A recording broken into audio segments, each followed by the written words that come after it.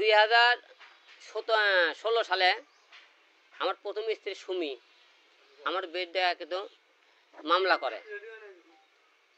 করার পরে আপনারা সবাই কিছুদিন পরে সেই বইয়ের সাথে আমার কিন্তু সারাসারি হয়ে যায়। সে আমার বউ অন্য সাথে বিয়ে করে। আপনারা সবাই অনেকে হয়তো আমার প্রথম স্ত্রী আছে, আমার কিন্তু প্রথম স্ত্রী নাই। তা আমার দ্বিতীয় বিয়ে হয়তো হিরো আলম তোমরা প্রথম স্ত্রীর কাছে কেন যায় না, তুমি হলে আরেক স্ত্রী নিয়ে কেন থাকো? আমার কিন্তু প্রথম স্ত্রী নাই। কারণ আমার বাবা শোনেন, আমার বাবা মাকে যারা না দেখবি তাহলে আমার সেই রকম বউ তো রাখার দরকার নাই। কারণ সে বাবা মা প্রথম স্ত্রী দেওয়ার পরে আমার ছেলে বাবা মা অনেকেই যোগাযোগ করার আনার চেষ্টা করতে, সে আসেনি, আর বিয়ে করছে। বিশেষ না হলে আমার বইয়ের বিষয়ে আপনি ভোটাল এলাকার বিভিন্ন জায়গায় শুনে যাবেন হিরো আলমের কেন আসেনি, কেন তার বউ চলে গেছে, আপনি খবর নিয়ে দেন। আপনারা প্রতিটা মেয়ে বললাম না, ওই যে একটা কথা বলে তার চরিত্র খারাপ, চরিত্রটা তুলে ধরতে বলা লাগবে। তারপরে এই যে আমি এমনি ছাড়লাম আর বিয়ে করে করবেন হিরো আলমের চরিত্র খারাপ কেন ছাড়লাম বলেন তো? তার আমার পরিবারকে না দেয় তার এরকম রিয়ামুনি ছাড়লাম। আমার 100 রিয়ামুনি এরকম আসবি, কিন্তু বাবা মা আসবি না। তো বিয়ে করা তো অপরাধ হয়ে যায়, মনে করেন না কারণ অপরাধ কোন যায় জানেন? বই কথা শুনলে আপনি অপরাধী হবেন না। আমি বই কথাটা শুনি না, তাহলে আমি পুরো একটা বউলে তো সারা জীবন যন্ত্রণার মধ্যে থাকে, বাবা মাকে আমি হারিয়ে দেবো, বৃদ্ধাশ্রমে নিয়ে বউলে থাকে, তাহলে আমি ভালো হবো। আপনারা জানেন, আপনারা সবাই জানেন গতকাল আমার বাবা মারা যায়। মারা যাওয়ার পরে কালকে জানাজা সম্পন্ন হয়েছে। এই জানাজার সম্পূর্ণ হওয়ার মধ্যে কালকে সারাদিন আমি আমার বাবার মনে করেন জানাজা নিয়ে ব্যস্ত থাকার মধ্যে সারাদিন খালি নিউজ দেখতেছে হিরো আলম রিয়ামণিকে বয়কট এই বিষয়ে প্রচুর মনে করেন নিউজ দেখতেছে আমি। এবং তারই পরিপ্রেক্ষিতে রিয়ামণি রাত্রিবেলা সে লাইভ জাগো নিউজে একটা ইন্টারভিউ দিয়েছে এবং মনে করেন স্যার পেজে লাইভে আমার বিরুদ্ধে কিছু কথা তুলে ধরেছে। যেমন তিনি বলেছে যে হিরো আলমের বাবাকে আমি তার পাশে ছিলাম না, হিরো আলম মিথ্যে কথা বলেছে। সম্পূর্ণ এটা আমি নাকি মিথ্যে কথা, সে আমি না, রিয়ামণি মিথ্যে কথা বলেছে। কেমন করে মিথ্যে কথা বলেছে?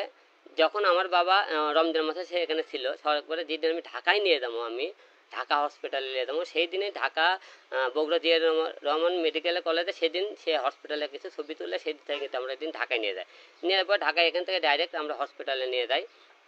নিয়ে যাওয়ার পরে সেখানে হসপিটালে সেই দিন ভর্তি নেয় না, পরের দিনে ভর্তি নিয়েছে, প্রথম দিনে ভর্তি নেয়নি। তারপরে বাসায় নিয়ে যায়, পরের দিন আমরা ভর্তি করি। ভর্তি করার পরে রিয়ামণি 1 দিনে 2 দিন আসছিল, তারপরে আমি করে সে আসেনি দীর্ঘ 32 দিন আমি হসপিটালে। আমার বাবা আইসিতে ছিল যখন, সে তখন বলছে, সে আরেকটা কথা বলছে, আমি হিরো আলম যে মিউজিকে গানের ভিডিওর কথা বলতে, সেই ভিডিওগুলো অনেক আগেকার। আপনারা 14, 15, 13, 10 এরকম তারিখগুলো ফলো করবেন তার পেজে, এবং মনে করেন হলে যে আরেকটা যে পেজে মনে করেন সে ভিডিওগুলো করেছে সেই পেজে আপনারা দেখবেন যে সে আমার বাবা যখন আইসিতে ছিল সেই টাইমে সে মিউজিক ভিডিওগুলো করছে। এবং মিউজিক ভিডিও সে যেহেতু আমার বউ স্ত্রী, সে আমার বিনা পারমিশনে অন্য ছেলের সাথে মিউজিক ভিডিও কীভাবে সে ভিডিও করে সেটা আপনারা তার থেকে শুনিন তো, কার পারমিশনে সে মিউজিক ভিডিও করছে।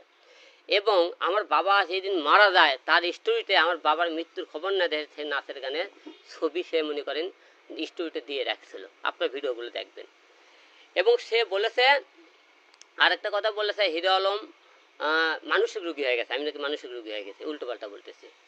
এবং আরেকটা কথা বলেছে সে যে হিরো আলম সে আমি বার কি রিয়ামণির সাথে আমার পরিচয় বারে থাকে, সে বারে নাচ গান করতেছিল, তাকে আমি ফেসবুকে থেকে নক করে সেখান থেকে পরিচয়। রিয়ামণি মায়ামণি তারা 2 জন বারে যায়, হ্যাঁ বারে ডান্স করে। এই কথা আমি বলছি, আমি বারকে আমি নিজেও বারকে আমি বুঝিই না, চিনি না বার কি, সে কথা বলে। ঢাকা শহরে গুলশান বনানী বিভিন্ন জায়গায় যে বারগুলো আছে, প্রতিটা বারে আপনি লিস্টে দেখবেন রিয়ামণি মায়ামণির নাম আছে, তারা বারে দেয় নাচ গান করে। মায়ামণি এখনও নাচ গান করে, রিয়ামণি মনে করেন ক্যাসালে লুকে ছাপে নাচ গান করে। আচ্ছা গেল, এটা আপনারা তাকে বলতে বলবেন।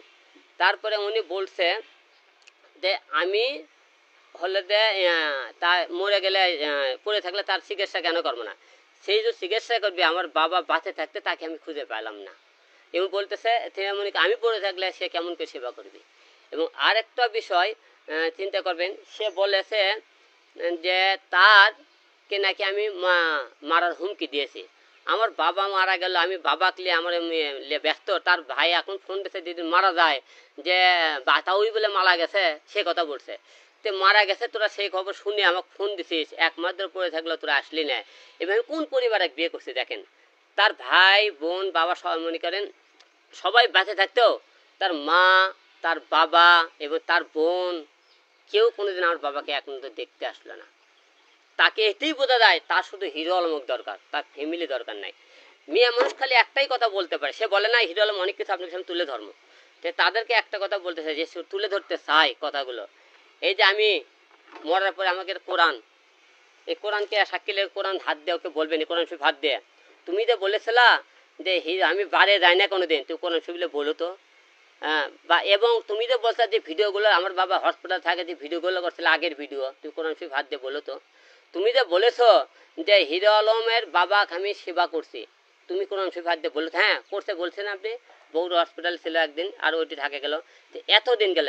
এবং তুমি যদি কোনোদিন বলো যে হিরো আলম অন্য কোনো মেয়ে বিয়ে করছে এবং মনে করেন তার কোনো মনে করেন সম্পর্ক আছে, এইরকম কোরআন শরীফ হাতত নিয়ে কোন মেয়েকে আমি বিয়ে করছি, কার সাথে আমার কোন খারাপ সম্পর্ক আছে, তুমি এই জিনিসটাকে তুলে দাও। কেউ এরকম বসে এর আগে মনে করেন তাকে অনেকবার মাফ করেছিলাম, সে আমার সাথে ক্যাসাল হলে অন্য ছেলেগুলো গান করে মদ খাই বাড়ে যায়, কোরআন শরীফ থেকে বলছিল আমি জীবনে মদ খাবো না, বাড়ে যাবো না। যে মেয়ে কোরআন শরীফকে এমন অপমান করে কথা বলতে পারে, সে আমার সাথে কি না করতে পারে বলুন। এখন তার সাথে আপনার সবাই আমি বয়কট করছি, বয়কট মানে তার সাথে কোনো সম্পর্ক রাখবো না। আমি ঢাকায় যাওয়ার পরে তার সাথে আমার সে বয়কট হয়ে যাবে। আপনাকে আজকে এই কারণে আজকে আপনার ডাকার উদ্দেশ্য একটাই, যে সে যে বক্তব্যগুলো মানুষের সামনে দিতেছে উল্টো পাল্টা, সেগুলো প্রমাণ সহকারে দেয়, প্রমাণ ছাড়া কোনো বক্তব্য যেন আমার বিরুদ্ধে সে না দেয়। আমি যেরকম বলছি প্রমাণ আছে, এই শব্দগুলো আপনার সাথে নেবেন। সে বড় বড় কথাবার্তা যখন বলতেছে না, এবং রিয়ামুনি মায়ামুনির যার কাছে অবৈধ কিছু ভিডিও আছে সোশ্যাল মিডিয়াতে, তাদের মনে করেন বারের সেই ভিডিওগুলো আমি ঢাকার যা আপনাদের সামনে দেখাবো। সে মনে করেন এবং সে কার অনুমতি, স্বামীর অনুমতি ছাড়া পরপুরুষের কীভাবে গান করে নাচ গান করে সেটা আপনি বলেন। এইরকম আজকে আপনার আমার পুরুষের কারণে আজকে আমাদের বাবা বৃদ্ধাশ্রমে যায়, কারণ কি জানেন, বইয়ের কথা শুনেন। আজকে আমাদের বাবা মাকে অবহেলা করলে আমরা সেই বউকে মনে করে জীবন থেকে ছড়িয়ে দিতাম, তাহলে আমাদের বাবা আজকে বৃদ্ধাশ্রমে যেত না। আজকে বৃদ্ধাশ্রমে আমাদের বাবা একটা কারণে যায়, আমরা বইয়ের গোলাম হয়ে চলি। বউ গেলে বউ পাবেন, আপনারা একবার কি ভাবছিলেন যে বাবা 10 মাস 10 দিন আপনি যে মা আপনি গর্ভধারণকে মানুষ করলো, আপনি বইয়ের কথা সেই বাবাকে বৃদ্ধাশ্রমে শুনতেন, সেই বাবার কথা শুনে বউলে আপনি আরেকজনের বাসায় আছেন, সেই বাবার কথা শুনে বউকে বাবা টেকা দেওয়ার বাবা মায়ের সাথে কথা বলতে হয়, আপনি যে লুকিয়ে মনে করেন হলে বাইরে আসে, বাবা মায়ের কিছু দিলে সেই বউ আপনি ঘর থেকে বের করে দেয়। আজকে আমাদের পুরুষের কারণে নারীরা একটাই দোষ দিতে পারে মেয়েদেরকে, তোর চরিত্র খারাপ, এই একটা কারণ তোর চরিত্রের কারণে আমি তোকে ডিভোর্স দিলাম। কিন্তু তাদের চরিত্র নিয়ে কথা বলবেন, আপনাদের কথা জনগণ বিশ্বাস করবে না, মেয়েদের কথাই বিশ্বাস করবে। আজকে আমরা অবহেলা শুধু মেয়েদের আজকে এই সমস্ত কথা সহ্য করে থেকে আজকে আমাদের বাবা মা আজকে বৃদ্ধ আশ্রমে। আরে ভাই এইরকম 101টা মেয়ে যাবে, মেয়ে পাবেন, কিন্তু বাবা মা গেলে বাবা মা পাবেন না। সবাই একটাবার এই জিনিসটা নজরে রাখবেন। আমার কথায় যদি কোনো ভুল হয়ে থাকে এবং রিয়ামুনি কোনো কথা মনে করে সত্য প্রমাণিত করতে পারে, আমি জুতোর মালা গলার দিয়ে ঘুরে বেড়াবো।